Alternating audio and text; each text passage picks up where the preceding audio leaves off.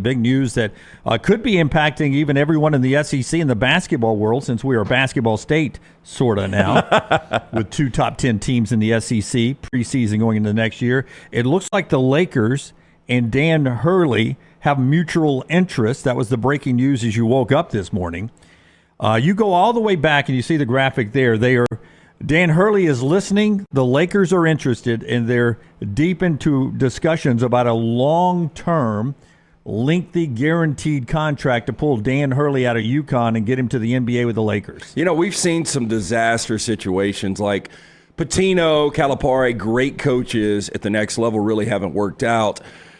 You know, a couple of things. Dan Hurley, I think 15 years ago, would have 100% taken this job because it is the Los Angeles Lakers, but because money is so big in college basketball and he's got a mini dynasty started right now in stores, I find it hard to believe that he would take this job. And really? then I had somebody remind me this morning, NIL. He doesn't want to deal with this. Yep, that's got to be the driving factor here, I think. Not just that, but how can UConn compete in the NIL? If he loved the college game. That's what I mean by NIL. Right, It's yeah. like, not that he doesn't want to deal with NIL, but I think he thinks UConn's ill-equipped to battle, Duke, North Carolina, apparently Alabama, Auburn, Yeah, Kentucky, this is much- Arkansas now, yeah. Much like what you saw with Jay Wright after winning 2 national championships in 3 years at Villanova. That's right. Villanova doesn't seem like a program that would have a lot of backing when it comes to the collective.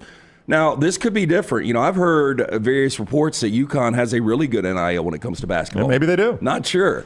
This is another challenge. It is the Lakers. It's an opportunity to coach one of the 5 best players to ever play the game in LeBron James. I would tell you that Little T and I had a chance when we were out covering the NCAA tournament, and we were waiting to get at one of the great breakfast places in Phoenix, waiting online, and there were, I think it was 4 older gentlemen.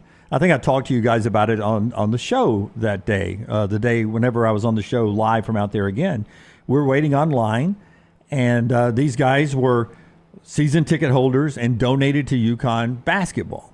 Hefty checks, they were telling me. They're not the biggest of the boosters, but they get some money. Yeah, I would put them mid-tier boosters, and they talked about the struggle in the NIL world of them writing, 6-figure checks every year to the basketball NIL. And without that football money, we're moving to where now, as we move to the new world, you're going to be able to take some of the TV money, move that into paying your players. You're going to have to do that. UConn's not in a major conference. That's not a revenue producer in football. Yeah. It runs at a deficit. Now, basketball, and I bet women's basketball makes money for them. I bet both those.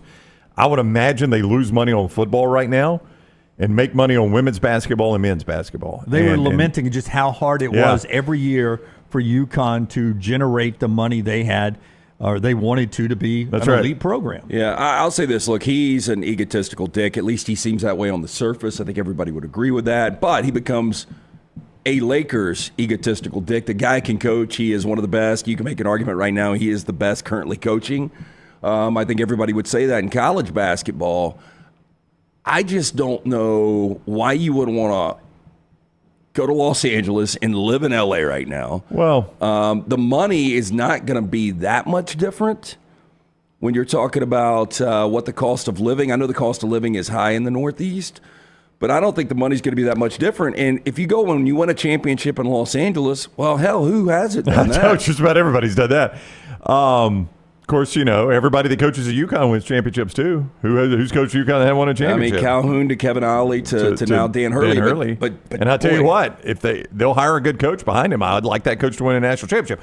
And there's obviously 2 prongs to this: the Lakers prong, and then what would affect the college prong. Far more interested in the college game. I am too, but I was going to say with the Lakers, and I was curious Lance's thoughts on this, and I think we've got them now as a Lakers fan. But if I'm Dan Hurley, I could look at this like I've kind of always wanted to coach in the NBA. Man, and that's what Woj is saying, is that Hurley has always kind of thought he wanted to coach in the NBA.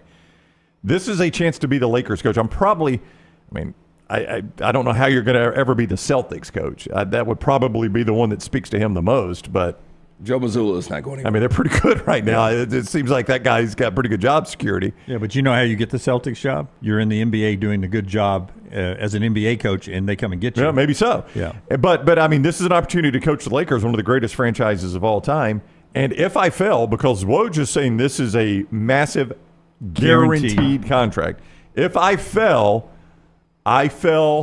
with a lot of money, and I can come back. And Dan Hurley would be one of the most. He's Brad Stevens on steroids. Like Brad, every time a big job comes up, everyone's like, do you think Brad Stevens would come back? He's never even sniffed it. It looks like he's happy in the front office with the Celtics. Yeah, but Dan Hurley's got the trophies that Brad Stevens almost had, but he doesn't have. Yeah, most contracts really favor the employer. This one would definitely favor Dan Hurley. doubt. I mean, to be able to get him from winning back-to-back championships in stores to come to Los Angeles, to go from college to the NBA, it is definitely going to be beneficial to Dan Hurley. You'd have major programs, Lance, firing their coach if they thought Dan Hurley would come back to college. They'd fire him just to hire Hurley. Look, as far as a great coach, would love to see it. This LeBron end of the career, Bronny James getting drafted maybe in the second round, it's a weird situation. I don't think it matters whether it was J.J. Redick or Dan Hurley. That's probably going to happen anyway.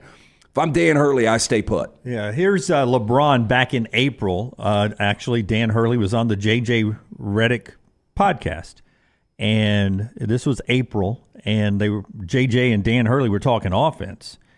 You rarely hear a head coach go into such incredible detail about the unbelievable offense. That sophisticated is the word that many people use, talking about Dan Hurley's offensive mindset and scheme. LeBron James likes, he's so damn good, quote there, along with his staff, super creative with their love it. That was LeBron James back in April.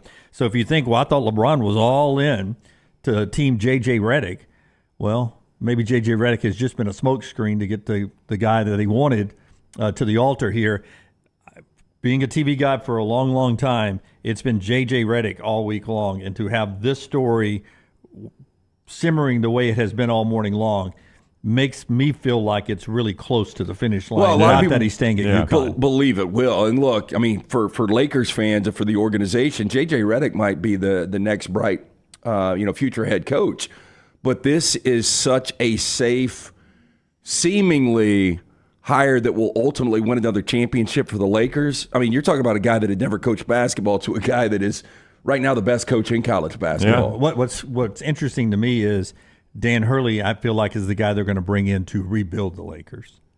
Well, I would want that as a Lakers fan. That's what I think this is going to be. He comes in with LeBron for one more year. Yeah, Anthony Davis is supposed to be very vocal on this hire as well. Like, if you're a Laker, I don't know how you could say, I don't want Dan Hurley. Right. Like, I think you want this. You've seen what this guy's been able to do. But I kind of agree with you. Strip it down. Like, if you're getting a massive guaranteed contract and you are guaranteed years, why would you not want to do it the way you want to do it? Yeah, exactly. And to me, this is, okay, I get to be the Lakers in Los Angeles. I get LeBron for one more year probably. But I'm saying I'm not drafting Bronny.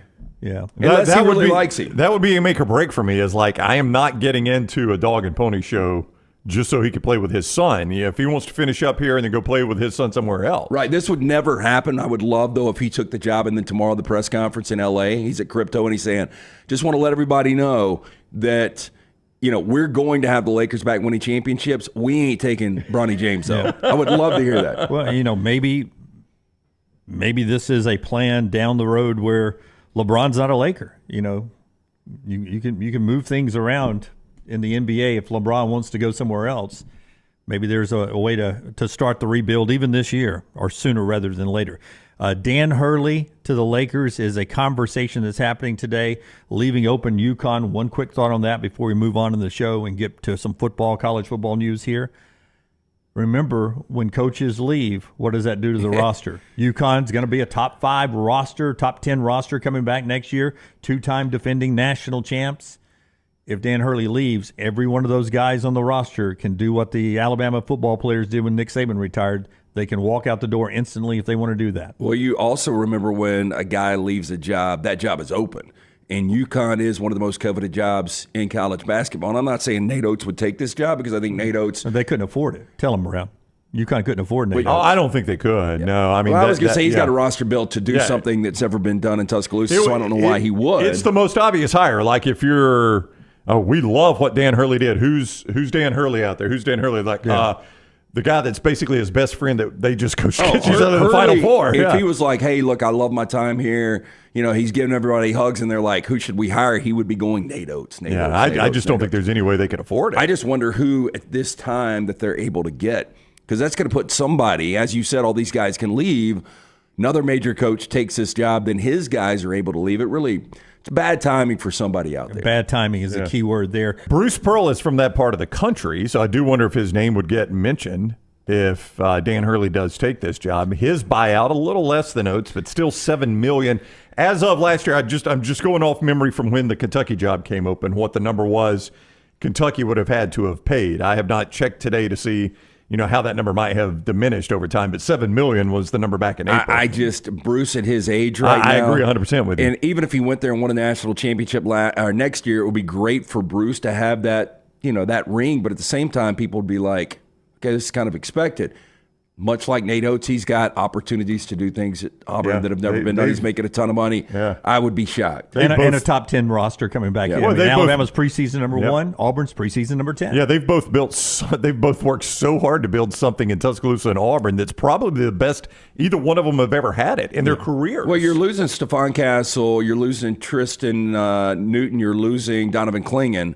I mean, can you imagine whoever takes this job, you lose 10 games and you're like an 8 seed? Yeah. It wouldn't be a good start there. I would look if Dan Hurley leaves to whoever the top assistant is on that staff to take over and be the head coach at UConn. It's the easiest way to try to keep your roster in place because everybody loves the assistant coach. Going to love that guy. That's who I would say would at least coach him for 1 year at UConn right there. Can I tell you who I think their top assistant is? It may not be their top assistant. Give me 2 seconds here. I'm going to go to the. It's not our former net scout, is it? Greg Polinsky? It's not Polinsky, is it? No. He was on some good basketball. Polinsky was on the Tennessee. He's on the Tennessee staff. coaching staff. That's right. No, this guy's just an assistant. It's not his top assistant, but it's Bill Murray's son. Oh, that's right. Do you guys remember that? That That's Bill right. Murray's kid is he's Luke Murray. That's his name. He's an assistant, but he's not their top kid. Kamani Young is their associate head coach. He's the next guy in line. So you're right. They probably just look right to him, and this never even gets outside stores. Yeah, listen, for those in the chat room, we're not starting that. Nate's not leaving Tuscaloosa. Bruce isn't leaving Auburn. That's not what the conversation was about. The conversation was about you knock off a 2-time defending national champion giant. Hurley leaves. The roster gets broken a little bit or maybe a lot. Opens the path, one less team you got to beat in March. That's what that conversation Well, and I do was think about. that the speculation with national shows is going to be Nate Oats. Why wouldn't he take this job? Why wouldn't he take this job? And then people are going to look at the buyout that he just negotiated when the Kentucky job was open, and they're going to be like, that's why he doesn't take that. That's one reason he doesn't take that job.